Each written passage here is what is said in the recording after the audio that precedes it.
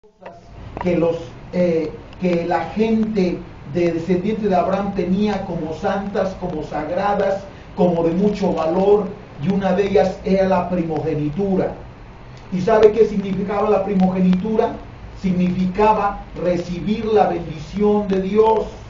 La primogenitura significaba que cuando el padre de familia moría, el hijo primogénito tomaba la preeminencia de patriarca y adquiría la autoridad sobre los demás hermanos y los descendientes de esa familia, de esa tribu, de ese clan.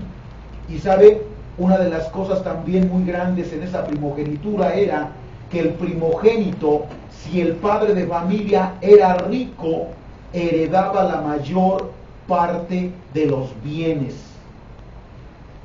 Isaac, en sus días en que estaba ya por fallecer, determinó bendición para sus hijos, y una de ellas era dar la bendición de la primogenitura. Y esta bendición también implicaba el favor de Dios sobre el primogénito. Pero sabe una cosa, Esaú, la palabra nos lo describe como un hombre que tenía en muy poco las cosas de Dios, las cosas santas, las cosas sagradas, y a él un día después de venir del campo de una cacería muy grande, Jacob el engañador, Jacob el suplantador, mirando más allá que lo que su hermano Esaú veía, le propuso un negocio, le propuso una transacción, le propuso un trueque. ¿Y sabe qué trueque era este? A cambio de un plato de lentejas que le daba a Esaú, Esaú le transfería la primogenitura.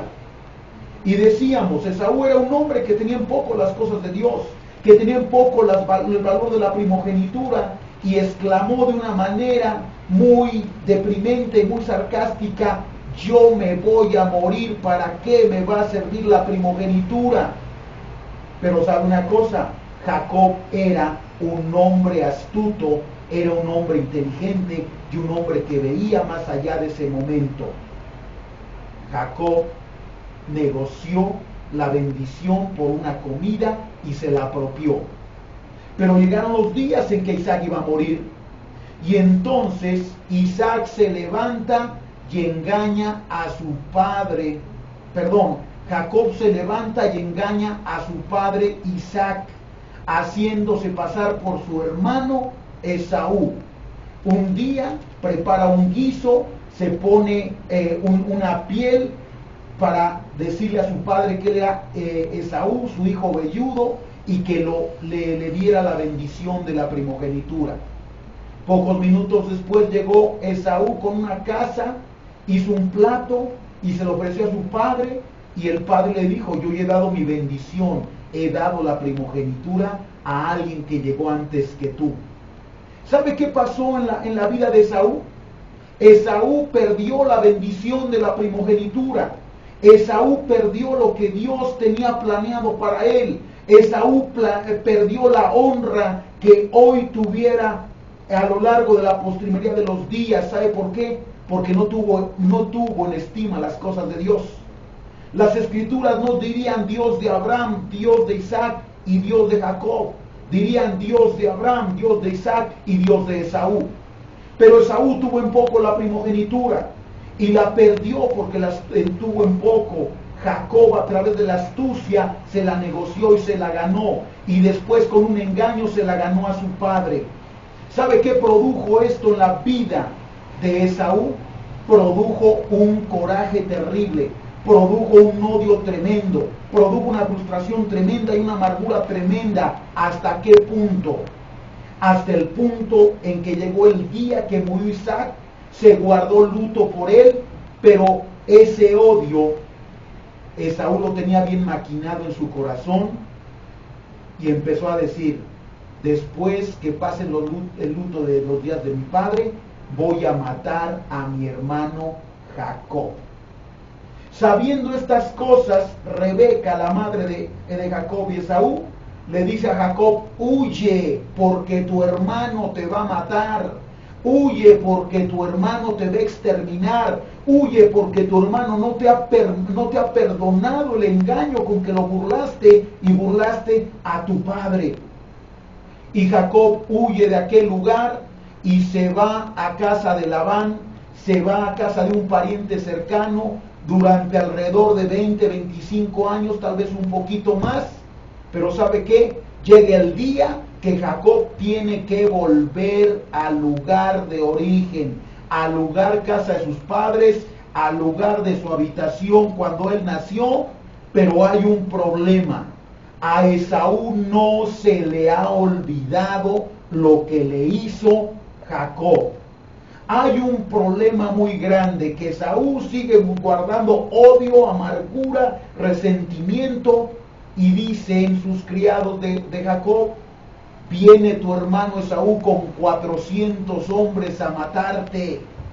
Venía Jacob con un grupo de 400 hombres enfurecido, con el deseo de exterminar a Jacob, a sus 2 mujeres, a sus 11 hijos, quitarle todo su ganado, quitarle a sus criados, quitarle todo lo que había ganado. ¿Y sabe qué? Jacob llegó al momento de la crisis suprema de su existencia, de la crisis suprema de la vida. ¿Sabe por qué? Porque si Jacob no resolvía ese momento, iba a ser muerto en manos de su propio hermano. Ahora, yo quiero trasladar esta verdad bíblica. Todos los hombres llegamos a un momento de crisis en la vida. Toda la gente llega a un punto de crisis en la vida. Y el problema es que cuando llega la crisis a nuestra vida, nosotros tenemos que empezar a actuar correctamente.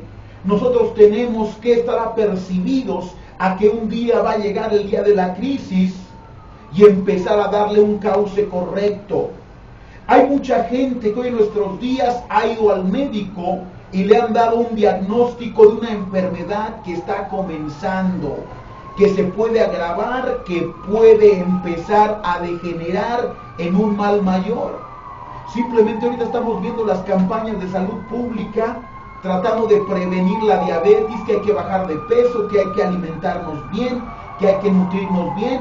Pero yo conozco mucha gente que ha asistido al médico y de repente le dicen: estás en un grado alto de glucosa y es posible que la diabetes se empiece a desarrollar en tu vida.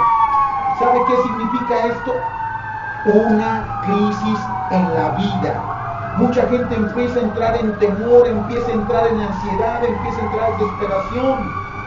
Es una crisis decisiva en la vida. Conozco mucha gente que ha atravesado problemas. Cuando un negocio lo echamos a caminar, lo hacemos siempre con la expectativa de que nos funcione, de que progrese, de que crezca, pero llegan puntos en que el negocio tiene que pasar un periodo de prueba. ¿Y sabe qué? En ese periodo de prueba, mucha gente se desalienta, mucha gente se desanima. ¿Sabe por qué? Porque ve que una inversión está a punto de perderse. Es una crisis en la vida. Y hay mucha gente, puedo citar muchos episodios que puede estar viviendo la gente, ¿sí? Como tal vez que el matrimonio esté siendo atacado por la incomprensión, por la incomunicación, empiezan a generarse sospechas de infidelidad. Empezamos a ver a los hijos de repente que están adquiriendo un carácter que nosotros no les hemos infundido, no les hemos alentado. ¿Y sabe qué? Son crisis de la vida. Pero esas crisis van a estar ahí. Pero esas crisis van a determinar nosotros, ¿sabe qué? Un punto de avance o un punto de retroceso. Y decíamos, Jacob enfrentó la crisis suprema de su vida. Su hermano Esaú venía a matarlo. Toda la vida que vivió Jacob, el engaño tras engaño tras engaño, llegó el tiempo que la Biblia dice: todo lo que el hombre siembra, eso va a cosechar. Y todas esas acciones injustas, llegó el tiempo de que le cobraron la factura a Jacob. Y Jacob está en la angustia de su vida, Jacob está en la crisis de su vida y tal vez usted esté hoy en la angustia de su vida y en la crisis de su vida. Hermano Miguel. Si queremos